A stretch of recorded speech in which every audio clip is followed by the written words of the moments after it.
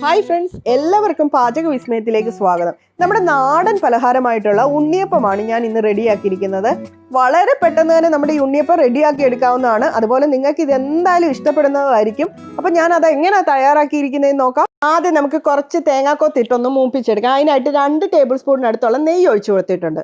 അതിലേക്ക് ചെറുതായിട്ട് അരിഞ്ഞു വെച്ചിരിക്കുന്ന തേങ്ങയിട്ട് നമുക്ക് ലൈറ്റായിട്ട് കളർ മാറുന്നിടം വരെ ഒന്ന് മൂപ്പിച്ചെടുക്കാം. ഒത്തിരി ഒന്നും കളർ മാറി ബ്രൗൺ കളറൊന്നും ആവേണ്ട ആവശ്യമില്ല. അതുപോലെ തേങ്ങ ചെറുതായിട്ട് തന്നെ നമ്മൾ അരിയാൻ ശ്രമിക്കണേ. ഇത് ലൈറ്റായിട്ട് അതിൻ്റെ കളർ മാറിയിട്ടുണ്ട്. ഈ സമയം ആകുമ്പോഴത്തേന് അതിലേക്ക് ഞാൻ കുറച്ച് എള്ളും കൂടെ ചേർത്ത് കൊടുത്തിട്ട് ഫ്ലെയിം ഓഫ് ചെയ്യുകയാണ്.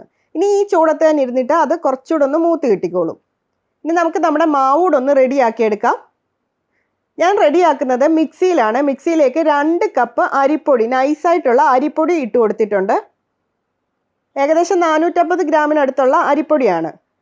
അതിനൊപ്പം തന്നെ 3/4 കപ്പ് മൈദയും കൂടെ ചേർത്ത് കൊടുക്കുകയാണ്. ഈ ഒരു കപ്പിനാണ് ഞാൻ എടുത്തിരിക്കുന്നത്. 2 കപ്പ് അരിപ്പൊടിയും 3/4 കപ്പ് മൈദയും. ഇനി ചേർക്കുന്നത് ചെറുപഴമാണ്. ചെറുതായിട്ടൊന്ന് കട്ട് ചെയ്തിട്ട് നമുക്ക് ഈ ചെറുപഴം ചേർത്ത് കൊടുക്കാം. ചെറിയ പഴം ആയതുകൊണ്ടാണ് 5 എണ്ണം ചേർക്കുന്നത്. വലുതൊക്കെ ആണെങ്കിൽ നമുക്ക് 3 എണ്ണം ചേർത്ത് കൊടുക്കാം. അതിനൊപ്പം തന്നെ 2 3 എന്നുള്ള ഉപ്പും കൂടെ ചേർത്ത് കൊടുക്കാം.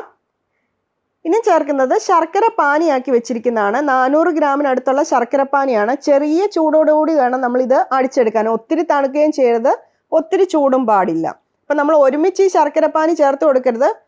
കുറേശ്ശെ ഒന്ന് ചേർത്ത് കൊടുത്തിട്ട് ഒന്ന് ഇളക്കിയെടുക്കുക. എന്നിട്ട് നമ്മൾ മധുരമൊക്കെ ഒന്ന് നോക്കുക. അതിനനുസരിച്ച് നമ്മൾ ഈ ശർക്കര പാനി ചേർത്ത് കൊടുക്കാവൂ. അതിനൊപ്പം തന്നെ 1 ടേബിൾ സ്പൂൺ പഞ്ചസാരയും കൂടെ ഞാൻ ചേർത്ത് കൊടുക്കുന്നുണ്ട്. അപ്പോൾ ഈ പഞ്ചസാരയും കൂടെ ചേർത്തെടുക്കുമ്പോൾ നമ്മുടെ ഉണ്ണിയപ്പത്തിന് നല്ലൊരു ടേസ്റ്റ് ആയിരിക്കും. ഇനി നമുക്കിത് മിക്സിയിലിട്ട് ഒന്ന് അടിച്ചെടുത്തിട്ട് വരാം. ഞാൻ അടിച്ചെടുത്തിട്ടുണ്ട്. നമ്മുടെ മാവ് ഈ ഒരു പരുവത്തിൽ മതി.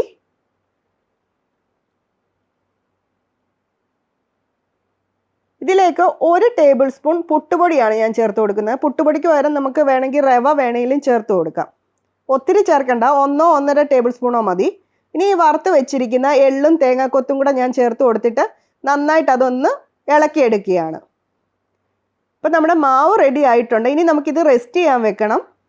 ഈ ഒരു പരുവാണ് നമ്മുടെ മാവിൻ്റെ. ഇപ്പം ഇത് കുറഞ്ഞത് ഒരു 6 മണിക്കൂറെങ്കിലും വെക്കണം. മാക്സിമം ഒരു 8 മണിക്കൂർ വെച്ചാൽ മതി. അപ്പം 6 മുതൽ 8 മണിക്കൂർ വരെ നമുക്കിത് റെസ്റ്റ് ചെയ്യാൻ വെക്കാം.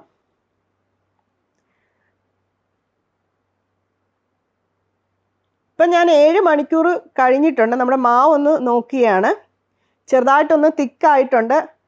കാരണം നമ്മൾ ഈ മൈദയൊക്കെ ചേർത്തേക്കുന്നതുകൊണ്ടാണ്, ഈ അരിപ്പൊടിയിലേക്ക് മൈദയൊക്കെ ചേർത്തുകൊണ്ടാണ് ഈ മാവ് കുറച്ചുകൂടി ഇരിക്കുമ്പോഴത്തേക്കിനൊന്ന് തിക്കാവും. അപ്പോൾ അതിലേക്ക് നമുക്ക് കുറച്ച് വെള്ളം കൂടെ ഒഴിച്ചിട്ട് ഒന്നുകൂടെ ഒന്ന് ലൂസാക്കി എടുക്കാം. ഒത്തിരി വെള്ളം ഒഴിച്ചു കൊടുക്കരുതേ. ഒത്തിരി ലൂസായി പോയാൽ നമ്മുടെ ഉണ്ണിയപ്പം ഒരു ടേസ്റ്റും കാണില്ല. അതുപോലെ നല്ല ഈ പെർഫെക്റ്റ് ആയിട്ട് കിട്ടുകയുമില്ല. ഈ ഒരു പരുവത്തിൽ മതി. അപ്പം കുറേശ്ശെ വെള്ളം ഒഴിച്ചിട്ട് നമ്മുടെ മാവ് റെഡിയാക്കി എടുക്കണം. ഇനി നമുക്ക് ഉണ്ണിയപ്പം ഒന്ന് ചുട്ടെടുക്കാം. അതിനായിട്ട് ഉണ്ണിയപ്പച്ചട്ടിയിൽ ഞാൻ 3/4 ഭാഗത്തോളം എണ്ണ ഒഴിച്ചിട്ടുള്ളൂ. കാരണം ഇത് ചെറിയ ഉണ്ണിയപ്പത്തിൻ്റെ ചട്ടിയാണേ. ഒത്തിരി ഒഴിച്ചു കൊടുത്താൽ ചിലപ്പോൾ ഓവർഫ്ലോ ആയിട്ട് നമ്മുടെ ഗ്യാസിലും ഒക്കെ തെറിച്ച് അപകടം സംഭവിക്കാൻ സാധ്യതയുണ്ട്. നന്നായിട്ട് എണ്ണയൊന്ന് ചൂടായിട്ട് വരുമ്പോഴത്തേക്കിന് അതിലേക്ക് മാവ് കോരി ഒഴിച്ചു കൊടുത്തിട്ട് നമുക്ക് ലോ ടു മീഡിയം ഫ്ലെയിമിൽ വെച്ചിട്ടേ നമ്മൾ ഉണ്ണിയപ്പം ചുട്ടെടുക്കാവൂ.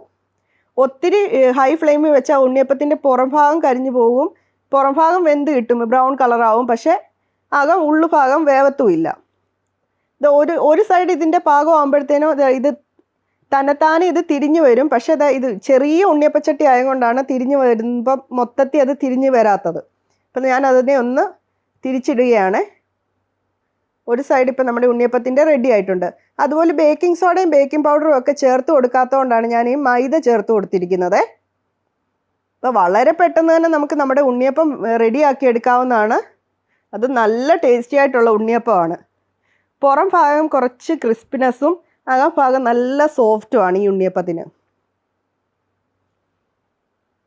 നമ്മുടെ ആദ്യത്തെ സെറ്റ് ഉണ്ണിയപ്പം റെഡി ആയിട്ടുണ്ട്. ഇതുപോലെ ബാക്കിയെല്ലാം ഞാൻ റെഡിയാക്കാൻ പോവുകയാണ്. അടിപൊളി ടേസ്റ്റ് ആണ്. നിങ്ങളിത് ധൈര്യമായിട്ട് ഈ റെസിപ്പി ഫോളോ ചെയ്തോളൂ. നിങ്ങൾക്ക് എന്തായാലും ഉറപ്പായിട്ടും ഇഷ്ടപ്പെടുന്നതായിരിക്കും.